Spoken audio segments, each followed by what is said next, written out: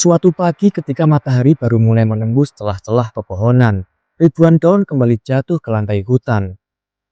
Tidak ada suara yang mencolok, tidak ada peristiwa besar, hanya selembar daun yang perlahan melayang, berputar mengikuti angin, lalu menyentuh tanah. Besoknya, hal yang sama akan terjadi lagi. Lusa pun demikian, setahun pun demikian. Jutaan daun telah menutupi permukaan tanah. Jika kita menggunakan logika manusia modern, hutan seharusnya telah dipenuhi sampah organik. Lapisan daun seharusnya terus bertambah dari tahun ke tahun hingga membentuk gunungan yang semakin tinggi. Namun kenyataannya tidak demikian. Ketika kita berjalan di dalam hutan, lantainya justru terasa lembut, tidak terlalu tebal, tidak pula dipenuhi daun yang menumpuk selama ratusan tahun. Lalu kemanakah semua daun itu pergi? Siapa yang membersihkannya? Mengapa alam tidak pernah mengalami krisis sampah daun? Pertanyaan sederhana ini jarang sekali muncul dalam pikiran kita. Kita terlalu sibuk melihat pohon-pohon yang menjulang tinggi, tetapi juga memperlihatkan apa yang terjadi tepat di bawah kaki kita. Padahal di sanalah salah satu proses terpenting bagi kehidupan di bumi berlangsung setiap detiknya. Di sanalah alam menjalankan sistem daur ulang paling sempurna yang pernah ada, dan semuanya dimulai dari sesuatu yang sering kita anggap tidak berharga, yaitu daun gugur. Bagi manusia, daun yang jatuh sering dianggap sebagai pekerjaan tambahan. Halaman menjadi kotor, selokan tersumbat, taman terlihat berantakan. Karena itu kita menyapu, mengumpulkan, membakar, atau membuangnya jauh dari tempat asalnya. Kita terasa telah membersihkan lingkungan, namun alam memiliki cara pandang yang sama sekali berbeda. Bagi sebuah pohon, daun bukan sekedar alat untuk menangkap cahaya matahari. Daun adalah tempat berlangsungnya fotosintesis, proses yang mengubah energi matahari menjadi sebuah kehidupan. Di dalam setiap helai daun tersimpan karbon, nitrogen, fosfor, kalium, magnesium, kalsium, sulfur, besi, seng, mangan, dan lain-lain, hingga berbagai senyawa organik kompleks yang dibentuk selama berbulan-bulan. Pohon menginvestasikan begitu banyak energi untuk menciptakan satu helai daun. Oleh karena itu, ketika daun telah menua dan tidak lagi efisien melakukan fotosintesis, pohon tidak sedang membuang sampah. Justru, ia sedang mengirimkan kembali seluruh kekayaan yang dimilikinya kepada tanah. Seolah-olah alam berkata, apa yang berasal dari tanah harus kembali kepada tanah. Tidak ada pemborosan, tidak ada limbah. Yang ada hanyalah siklus, sebuah siklus yang telah berlangsung jauh sebelum manusia mengenal pertanian. Lalu pertanyaan selanjutnya, mengapa pohon menggugurkan daunnya? Sekilas gugurnya daun tampak seperti tanda kematian, padahal kenyataannya justru sebaliknya. Pada saat sebuah daun mulai menua, pohon melakukan sesuatu yang luar biasa. Sebelum daun dilepaskan, pohon terlebih dahulu menarik kembali sebagian nutrisi penting dari dalam daun tersebut. Nitrogen dipindahkan menuju daun-daun muda, fosfor disimpan untuk pertumbuhan berikutnya, kalium dipertahankan agar metabolisme tetap berjalan, bahkan berbagai senyawa penting dipindahkan ke batang dan akar sebagai cadangan energi. Artinya daun yang akhirnya jatuh sebenarnya telah dipanen terlebih dahulu oleh pohon. Namun menariknya, tidak semua unsur hara diambil kembali, masih ada cukup banyak mineral yang sengaja ditinggalkan. Mengapa hal ini dilakukan? Karena pohon seakan memahami bahwa tanah juga harus diberi makan. Tanah bukan sekedar tempat berpijak akar. Tanah adalah rumah bagi miliaran makhluk hidup yang menjaga kelangsungan hidup pohon itu sendiri. Dengan kata lain, daun gugur bukan hanya memberi makan tanah, ia memberi makan seluruh kehidupan yang ada di dalam tanah. Coba bandingkan dengan banyak lahan pertanian saat ini. Setelah panen selesai, jerami dibakar, daun dibersihkan, ranting dikumpulkan, sisa tanaman dibuang. Lahan tampak bersih, namun sesungguhnya setiap kali biomasa keluar dari lahan, cadangan karbon dan nutrisi ikut hilang. Bayangkan sebuah rekening bank yang setiap bulan terus ditarik uangnya tanpa pernah ada pemasukan. Awalnya mungkin tidak terasa, namun lambat laun saldo akan habis. Hal yang sama pun terjadi pada tanah. Selama puluhan tahun bahan organik dikeluarkan sedikit demi sedikit. Akibatnya kandungan humus menurun, populasi mikroba berkurang, struktur tanah rusak, kemampuan menyimpan air melemah. Lalu kita mengatasinya dengan membeli pupuk lebih banyak. Padahal masalah utamanya bukan kekurangan pupuk, melainkan hilangnya siklus alami yang selama jutaan tahun menjaga kesuburan bumi. Jika kita melihat hutan dari atas menggunakan citra satelit, kita akan melihat hamparan hijau yang begitu luas. Setiap tahun pohon-pohon menghasilkan jutaan ton biomasa baru, batangnya membesar, cabangnya bertambah, daun tumbuh kembali, buah bermunculan, biji tersebar ke berbagai penjuru. Semua itu membutuhkan unsur hara dalam jumlah yang sangat besar, namun tidak pernah ada truk yang datang membawa pupuk, tidak ada pabrik yang memasok nitrogen, tidak ada gudang yang menyimpan NPK. Lalu, dari mana semua nutrisi itu berasal? Jawabannya mungkin akan mengejutkan semua orang. Sebagian besar berasal dari nutrisi yang sama, yang telah digunakan berulang kali selama puluhan tahun, bahkan ratusan tahun. Alam tidak pernah bekerja dengan sistem ambil lalu buang. Alam bekerja dengan sistem gunakan, kembalikan, dan gunakan lagi. Inilah yang disebut sebagai siklus nutrisi, sebuah mekanisme yang begitu efisien, sehingga hampir tidak ada unsur hara yang benar-benar terbuang. Dan pusat dari siklus itu bukanlah pupuk, melainkan sebuah daun yang gugur dan jatuh ke tanah. Namun daun yang jatuh belum bisa langsung menjadi makanan bagi tanaman. Ia masih berupa jaringan keras yang kaya selulosa dan lignin, dua senyawa yang sangat sulit terurai. Jika dibiarkan begitu saja, proses penguraiannya bisa memakan waktu bertahun-tahun. Lalu mengapa di hutan daun-daun itu bisa lenyap hanya dalam hitungan bulan? Siapa yang bekerja menguraikannya? Bagaimana selembar daun yang kering dan rapuh dapat berubah menjadi humus hitam yang mampu menghidupi seluruh ekosistem hutan? Jawabannya tidak terlihat oleh mata, karena tepat di bawah permukaan tanah ada sebuah dunia yang jauh lebih sibuk daripada kota manapun di bumi.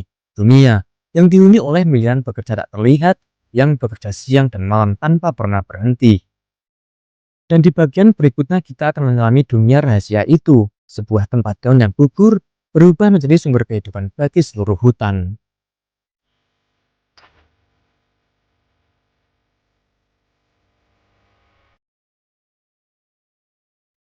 Jika kita membelah tanah hutan sedalam beberapa sentimeter saja, yang kita lihat mungkin hanyalah tanah berwarna coklat kehitaman, diam, lembab, tidak ada sesuatu yang tampak istimewa.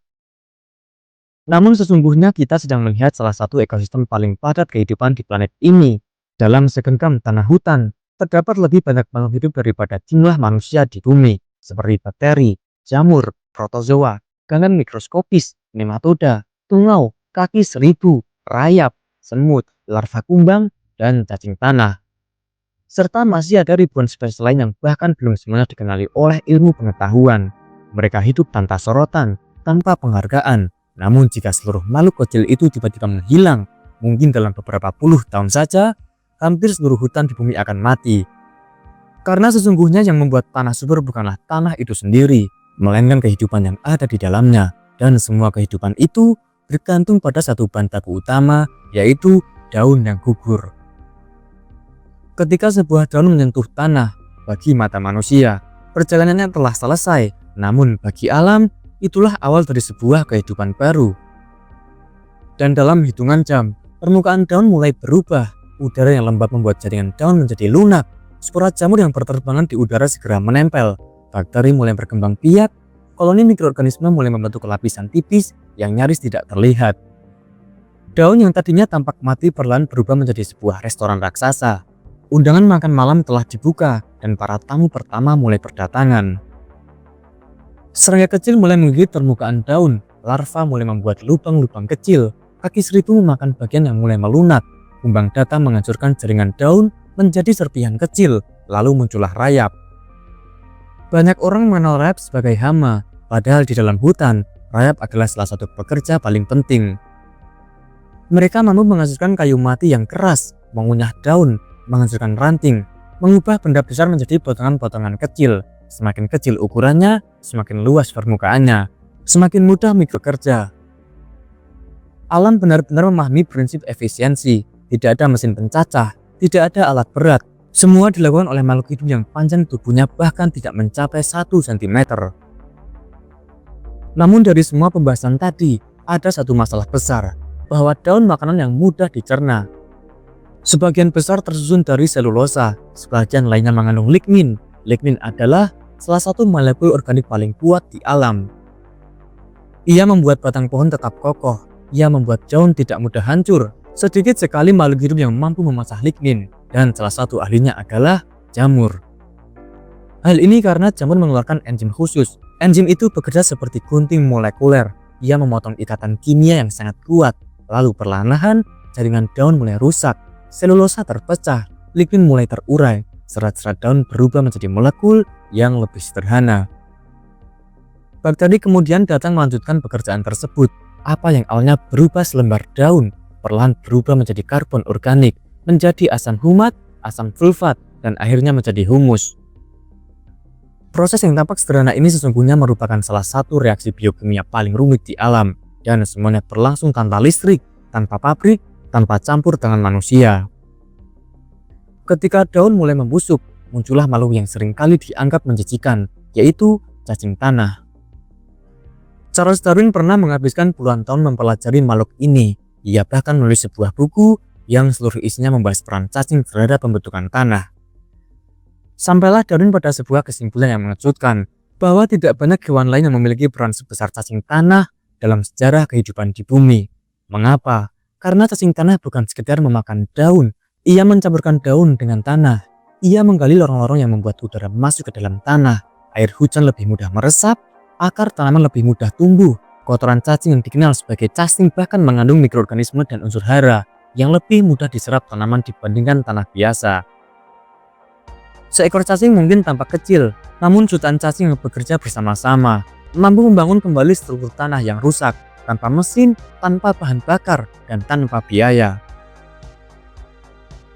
Beberapa dekade terakhir, para ilmuwan menemukan sesuatu yang benar-benar mengubah cara kita memandang hutan. Di bawah permukaan tanah, akar pohon ternyata saling terhubung, bukan melalui kabel, melainkan melalui benang-benang jamur mikoriza. Benang halus ini disebut haifa, panjangnya bisa mencapai ratusan meter hanya dalam segenggam tanah. Jamur memperluas jangkauan akar hingga berkali-kali lipat. Melalui jaringan ini, pohon dapat memperoleh fosfor, seng, tembaga, dan air dari tempat yang tidak mampu dijangkau akar. Sebagai imbalannya, pohon mengirimkan gula hasil fotosintesis kepada jamur. Hubungan ini disebut sebagai simbiosis mutualisme. Karena keduanya saling menguntungkan, namun penelitian menunjukkan sesuatu yang lebih mencengangkan. Bahwa melalui jaringan jamur ini, pohon-pohon bahkan dapat saling bertukar karbon dan senyawa sinyal. Ketika satu pohon terserang hama, pohon lain dapat menerima peringatan melalui jaringan bawah tanah dan mulai meningkatkan produksi senyawa pertahanan sebelum hama itu datang. Fenomena ini sering disebut oleh para peneliti sebagai Wood Wide Web, yaitu sebuah jaringan komunikasi bawah tanah yang menghubungkan kehidupan di dalam hutan. Artinya, tanah bukan hanya tempat akar berpijak, ia adalah sistem komunikasi, distribusi nutrisi, dan kerjasama yang luar biasa kompleks. Dan semua jaringan itu bergantung pada pasokan bahan organik yang terus-menerus termasuk daun yang gugur. Pada akhirnya perjalanan selai daun mencapai tahap terakhir. Ia tidak lagi tampak seperti daun, warnanya berubah menjadi hitam kecoklatan, teksturnya lembut, baunya menyerupai aroma hutan sebelum hujan. Inilah yang disebut humus. Humus bukan sekedar sisa pembusukan, ia adalah hasil air dari jutaan interaksi antara jamur, bakteri, cacing, serangga, dan waktu. Humus mampu menyerap air seperti spons raksasa. Ia mengikat unsur hara agar tidak mudah tercuci oleh hujan. Ia menjadi rumah bagi mikroorganisme.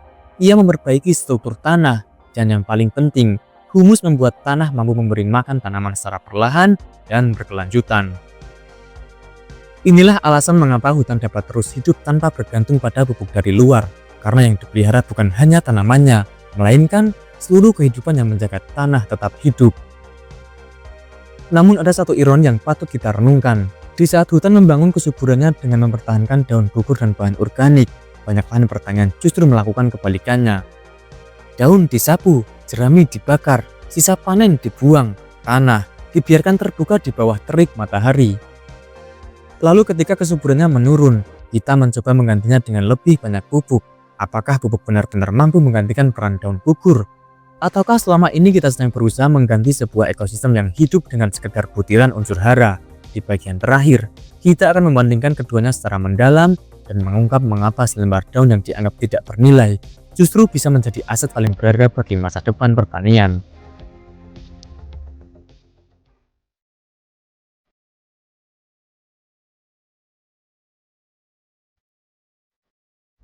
Bayangkan Anda memiliki dua kebun. Kebun pertama setiap musim diberi pupuk kimia dalam jumlah yang cukup. Tanamannya tumbuh cepat, daunnya hijau, hasil panennya terlihat memuaskan. Namun setiap selesai panen semua sisa tanaman dibersihkan, jerami dibakar, daunnya dibuang, tanah dibiarkan telanjang di bawah panas matahari. Sementara itu di kebun kedua pemiliknya melakukan sesuatu yang tampak sederhana. Ia membiarkan daun gugur tetap berada di atas tanah. Ia menambahkan ranting kecil, sisa panen dikembalikan ke lahan, permukaan tanah selalu tertutup oleh bahan organik. Pada awalnya hasil kedua kebun mungkin tidak jauh berbeda. Namun bagaimana jika kita melihatnya 10 tahun kemudian, 20 tahun kemudian, atau 50 tahun kemudian? Disinilah kita mulai memahami bahwa kesuburan bukan sekedar soal panen hari ini. Kesuburan adalah warisan yang kita tinggalkan untuk musim-musim berikutnya. Selama ini kita sering menyamakan pupuk dengan kesuburan, padahal keduanya bukanlah hal yang sama. Pupuk menyediakan unsur hara, nitrogen untuk pertumbuhan daun, fosfor untuk akar dan bunga, kalium untuk pembentukan buah dan ketahanan tanaman. Semuanya sangat penting. Namun, pupuk pada dasarnya hanyalah sumber nutrisi. Ia tidak mampu menciptakan kehidupan di dalam tanah. Ia tidak membangun struktur tanah. Ia tidak menciptakan pori-pori. Ia tidak memperbanyak mikroorganisme. Ia tidak menghasilkan humus, dan sebaliknya. Daun gugur mungkin tidak langsung menyediakan unsur hara dalam jumlah besar seperti pupuk. Tetapi, daun melakukan sesuatu yang jauh lebih penting, yaitu ia memberi makan tanah. Dan ketika tanah hidup, tanah akan memberi makan tanaman. Perbedaan ini terlihat sederhana, namun justru inilah perbedaan terbesar antara sistem alam dan banyak praktik pertanian modern. Banyak petani mengalami fenomena yang sama. Dulu, pupuk dalam jumlah sedikit sudah mampu menghasilkan panen yang baik. Kini, dosis pupuk terus meningkat, namun hasilnya tidak selalu bertambah. Mengapa hal itu bisa terjadi? Jawabannya bukan semata-mata karena tanaman membutuhkan lebih banyak nutrisi, melainkan karena tanah kehilangan kemampuannya untuk menyimpan dan mengelola nutrisi tersebut. Bayangkan Anda menuangkan air ke dalam dua wadah. Yang pertama adalah spons, yang kedua adalah batu. Pada spons air akan diserap dan disimpan, lalu pada batu, air hanya mengalir di permukaannya, lalu menghilang. Humus bekerja seperti spons, ia menyerap air, mengikat unsur hara, menyediakannya sedikit demi sedikit sesuai kebutuhan tanaman. Tanah yang miskin bahan organik kehilangan kemampuan ini. Akibatnya, sebagian unsur hara mudah hanyut bersama air hujan atau pengairan. Petani lalu menambah pupuk lagi. Sebagian kembali hilang. Siklus ini terus terulang. Bukan karena pupuknya tidak baik, tetapi karena gudang penyimpanannya telah rusak. Perhatikan lantai hutan. Hampir tidak pernah kita menemukan tanah yang benar-benar terbuka. Selalu ada daun, ranting, serasah, lumut, atau tumbuhan penutup. Lapisan ini berfungsi seperti selimut. Ia melindungi tanah dari terik matahari, mengurangi penguapan, menahan pukulan langsung air hujan, menjaga suhu tetap stabil, dan menciptakan lingkungan yang ideal bagi mikroorganisme. Sebaliknya, tanah yang dibiarkan terbuka menghadapi berbagai tekanan. Sinar matahari memanaskan permukaannya, air lebih cepat menguap, hujan menghantam langsung, memecah agregat tanah dan memicu erosi. Angin mengangkat partikel-partikel halus yang kaya bahan organik. Dalam kondisi seperti ini, kehidupan di dalam tanah menjadi semakin sulit bertahan. Daun gugur bukan hanya sumber nutrisi, ia adalah pelindung, perisai alami yang menjaga tanah tetap sehat. Di alam tidak ada tempat pembuangan sampah, tidak ada truk pengangkut limbah, tidak ada plastik hitam berisi daun dibawa keluar hutan. Semua yang dihasilkan akan kembali digunakan. Daun yang jatuh menjadi makanan jamur, jamur menjadi makanan mikroorganisme lain. Lalu mikroorganisme menghasilkan humus. Humus memberi makan akar, akar menumbuhkan pohon, pohon menghasilkan daun. Siklus itu berputar tanpa henti. Manusia menyebutnya limbah, alam menyebutnya sebuah sumber daya. Perbedaan cara pandang inilah yang menentukan apakah sebuah lahan akan semakin subur atau justru semakin miskin. Pelestarian dari hutan sebenarnya tidak rumit, ia justru sangat sederhana. Jika memiliki pohon di halaman, biarkan sebagian daun gugur tetap berada di bawah takutnya sebagai musa alami. Untuk kebun sayur, daun kering dapat dicacah agar lebih cepat terurai dan ditaburkan di permukaan bedengan. Sisa panen seperti batang kacang, daun sawi, atau gulma yang belum berbiji dapat dikembalikan ke lahan sebagai bahan organik. Di kebun buah, serasa daun di bawah pohon membantu menjaga kelembapan tanah dan mengurangi pertumbuhan gulma. Bahkan pada budidaya dalam polybag atau pot, penambahan kompos daun atau humus daun dapat memperbaiki struktur media tanam sehingga lebih gembur dan mampu menahan air lebih lama. Namun perlu diingat, tidak semua daun sebaiknya digunakan begitu saja.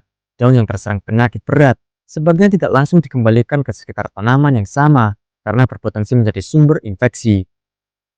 Daun yang sangat tebal atau mengandung senyawa penghambat pertumbuhan juga akan lebih baik jika dikomposkan terlebih dahulu hingga matang. Allah mengajarkan siklus, tetapi manusia tetap perlu menggunakan pengetahuan agar siklus itu berjalan dengan sehat.